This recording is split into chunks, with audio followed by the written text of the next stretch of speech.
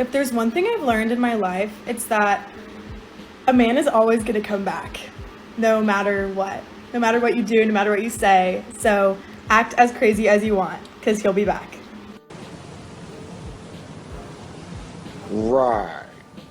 Yeah, that's the spirit, sister. Who cares if you're insufferable, spoiled, mid, annoying, unpleasant, irresponsible, disrespectful, terrible with money, even worse with a stove, unemployed, oddly smelling, and have the brain processing power of a PlayStation 1 memory card, because none of that matters. Because Chad, Tyrone, Raphael, Marco, Gavin, Nigel, Pookie, Ray Ray, Chang, Wang, Takeda, and the Golem will always come a-knocking back, and you'll always open the door to your infected goop portal of tormented damnation. So act as wild as you want, sweetheart. I'm sure it won't come back to bite you in your bony ass. Good, but I would say it's horrible yet terrible. Ugly yet disgusting. You suck. Okay, someone who's post-grad, please give me advice or tell me it gets better, because it's only been 3 days since I graduated and I'm already like, what am I supposed to do? I just invited my roommate and it was like the saddest thing ever. So someone just tell me it gets better or something. I don't know what's going on. Yak. Being aware of racial division. Get a job. You know, maybe I'm wrong on this one, but aren't you supposed to figure out what you want to do with your life before you graduate? I thought that was the whole point of college. At the very least, you should have some idea of what you want to do with your life, but hey, I get it. Life is hard, and going out there and doing something productive ain't exactly your strong suit, now is it? So allow me to teach you a phrase that'll help you during these troubled times, sister. Just make sure to memorize it. You're going to be saying it quite often. Welcome to Good Burger, home of the Good Burger. Can I take your order? I will literally never understand men. A guy who I dated 2 years ago, DM'd me saying, hey, you still give me butterflies. 2 years ago we dated. If I still give you butterflies, why in the last 2 years have you not messaged me, sir? For real, for the life of me, I will just never get them ever.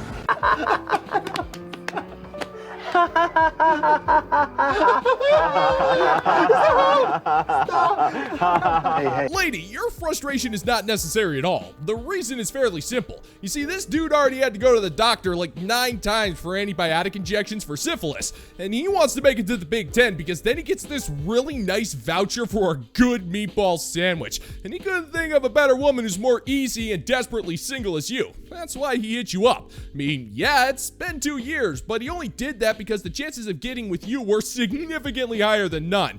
And can you really blame the guy? I mean, we're talking about a really good meatball sandwich here, so stop being so selfish and stupid, woman. Utah, give me 2. I hate to say it, but men, can we start trying a little bit more? Can we dress nicer?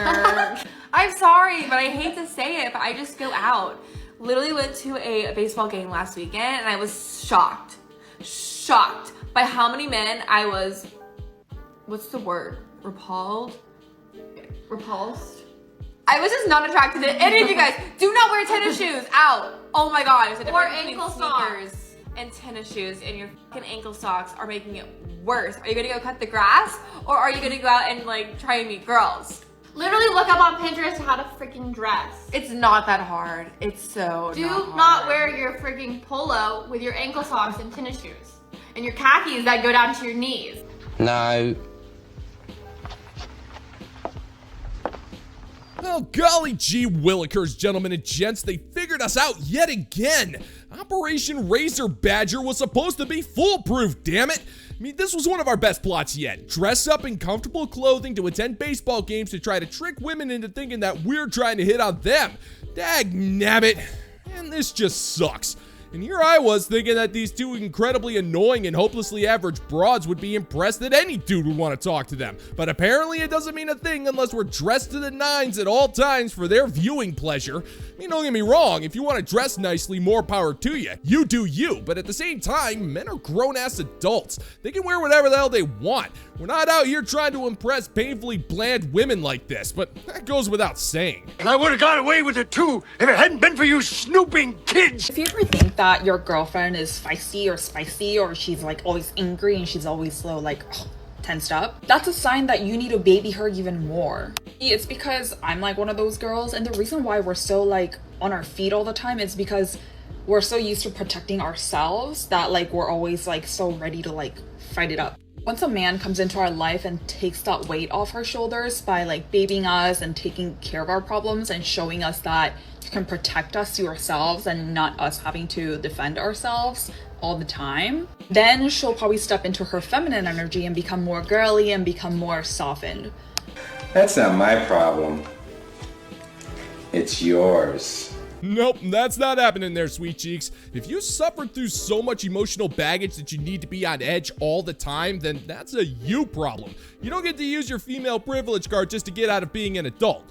You see, a man will do a lot for his woman, but that doesn't mean he needs to enable your terrible behavior by babying you even more than he already has. You are a grown-up, so you're under obligation to act like a grown-up. And part of growing up is learning how to control those pesky emotions of yours. And if you can't handle that, then you can go be as feisty and spicy as you want, but just do it away from us. Your uncontrollable emotions are not our problem, so either fix them yourself or leave us the hell alone. You don't get special treatment just because you had a nightmare where you weren't crowned queen of the universe. Because I think a lot of the times people are like, why are you so tensed up? Why are you always so like, you know? But I think it was genuinely because I was so independent that I was like, I need to stand up for myself and I need to like defend for myself. But I swear, if you baby her, she's gonna feel so loved, and that's just a sign for you to like do that even more. And also to bring in that like masculine energy so she feels like more safe with you. Say what now? What now? Hold up. How is that even possible? How is it that a man babying you is supposed to make him more masculine? That's literally the exact opposite of masculinity, woman. A real man will stick up for himself when you're crappy. He's not going to allow you to treat him like crap just because you had crappy relationships in the past. Especially when you look at men and expect them to have their lives, their finances, and mental trauma all taken care of before he can even think about maybe considering talking to you. So you're under every obligation to hold yourself to the very same standard. Besides, I thought therapy was supposed to be the ultimate flex to the world that you can take care of yourself by paying someone else $300 an hour to listen to you endlessly bitch. So why are you denying yourself that privilege, sister? Because if you're expecting us to do that, then break out that checkbook and write us up for a couple of sessions. Just make sure to make it out to cash. You know, for tax purposes. So you can see that is, I mean, I'm no economist, but that is a load of dough. Guys, I hate to say it, but I feel very slightly bad for men, because we obviously like expect them to like shoot their shot, whatever. But in the last year, I have thrice now put myself out there and like tried to like shoot my shot, and all 3 times I have been rejected or nothing has come from it. And that shit is so embarrassing and humiliating, and it makes me want to crawl into a blanket burrito in my room and never come out and face civilization ever again. And I don't know how men constantly do this all the time. Like, I'm just, oh my god, I'm never doing that again. Oh, poor you. Oh, wow. You talked to 3 whole chads in the last year and all 3 of them shot you down, huh? And this makes you feel slightly bad for us? Well, I'm gonna let you in on a little secret there, darling. You got let down easy. Those guys just probably told you no, and that was enough for you to have a mental breakdown. You see, if a proud member of the illustrious Bottom 95% Club gets rejected, that guy's probably not going to be so lucky. He can get laughed at, shamed, humiliated, put on blast, pepper sprayed, or in some extreme cases, even get arrested. And whenever we tell you this, you just tell us that we're overreacting and we just have to face that humiliation like men because the patriarchy prevented you from ordering nylon socks on the internet back in 1892. And I wish I could say that we all felt slightly bad for you, but I can't say that. Well, more like I won't. Mainly because your ignorance, even in defeat, is just way too unattractive, which is the exact opposite of what I have to say to the fine members of the Bounty Board over on Patreon. These are some of the most beautiful sons and daughters of bee stings that an intergalactic bounty hunter could ever ask for. So keep on shining, you beautiful crazy diamonds. All hail! And if you're interested in supporting the channel, check out the bounty board over on Patreon, where $5 a month gets you access to exclusive content you're not going to find on YouTube. The link is in the pinned comment down below if you want to check it out. It's crazy how people will try to scare women and they'll be like, yeah, well, once you're in your 30s, men won't find you attractive anymore. Promise? Promise? Like, oh yeah, once you hit the wall, men won't approach you. Swear? Oh my gosh. I wish that was true. However, it's not. But I also want to say, like, whenever people try to scare women, like, oh, you're gonna end up alone, or no one's gonna find you attractive. That is not scary. I just want to first and foremost say, women have a life outside of men thinking they're attractive. And as a woman, it is very important to have a life out of getting men's attention for your beauty. Shut up. Just shut up. Well, I hate to break it to you, sister, but we're not trying to scare you. We're just being honest. And we tell women this because a lot of women think that they're going to be attractive forever. So it leads to some very unappealing behavior and enables the mentality of a spoiled child. We have countless single women in their 30s, their 40s, and 50s that can attest to this. Now, we all know that modern women have no lives. Their rampant consumption of alcoholic beverages are a testament to that little inconvenient fact. And that's because being alone in your 30s while still being forced to work full time as the world passes you by isn't exactly what we'd call a bright future for you and your kind. But hey, if you truly don't want the attention of men anymore, then keep on doing what you're doing, because those men will be leaving you alone for the rest of your life just like you wanted. So you're welcome. That is a very empty pursuit, and that validation will do nothing for you. And I've noticed this by being someone who posts on social media. Sometimes a guy will try to like insult my appearance, and I'm like, ooh, okay. Oh no, a man doesn't think I'm attractive. Oh no. I'm married.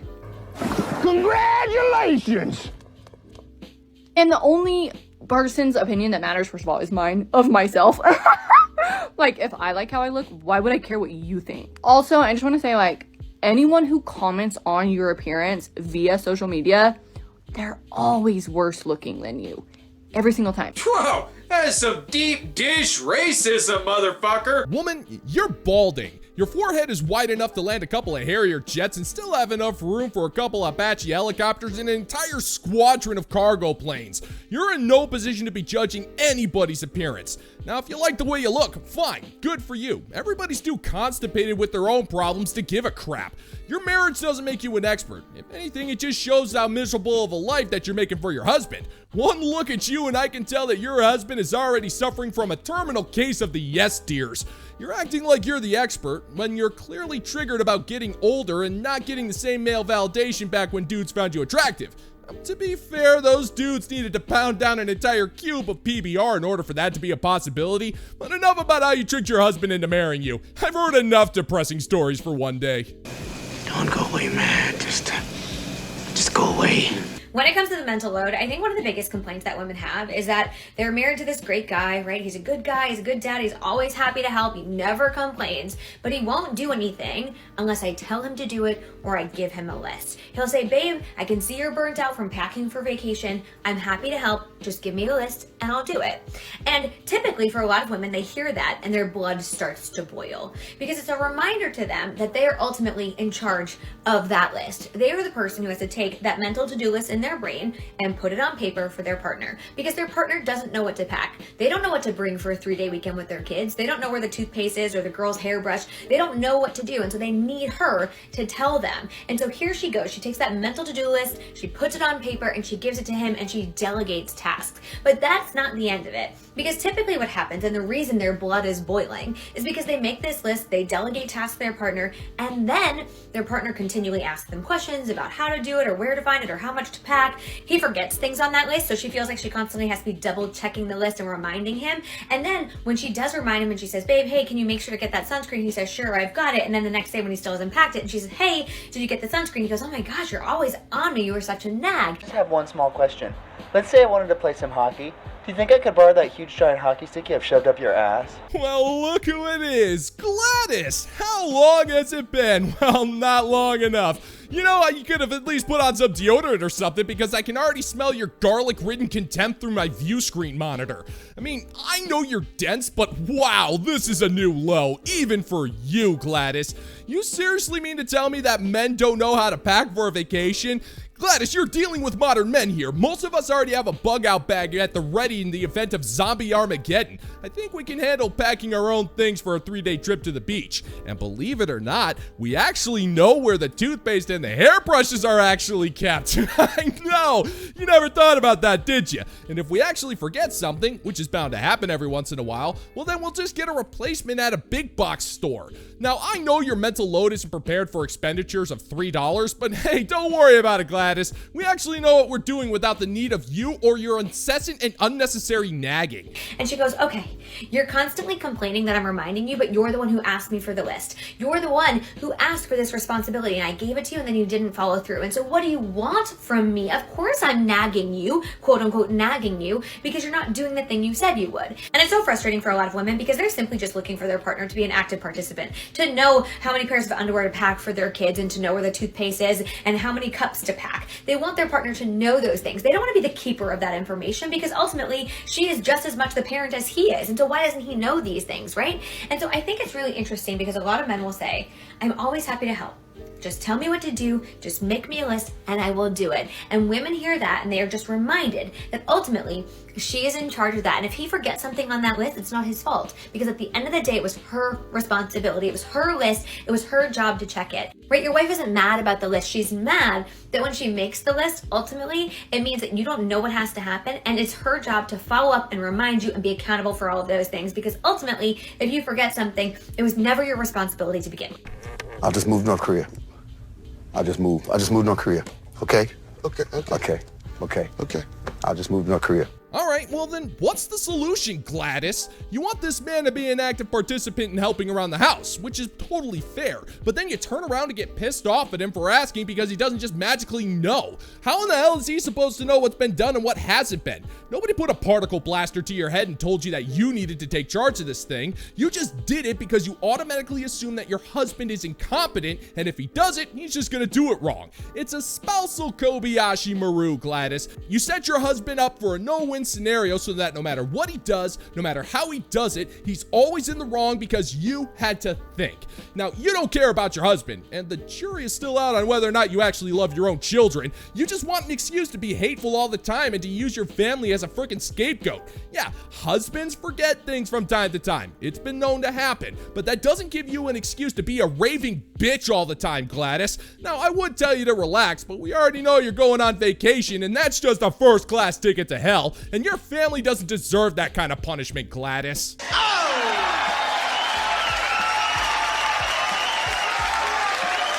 And that's gonna do it for today's video, gentlemen and gents. And as always, if you find that my particular brand of comedy is bringing you to the brink of laughter, then why don't you scroll on down and click that like and subscribe button, ring the notification bell, leave a couple of comments, and be sure to share this video so we can give the good old-fashioned middle finger to the YouTube algorithm. Thank you once again for checking out the new video, gentlemen and gents, and until next time, peace out, homies.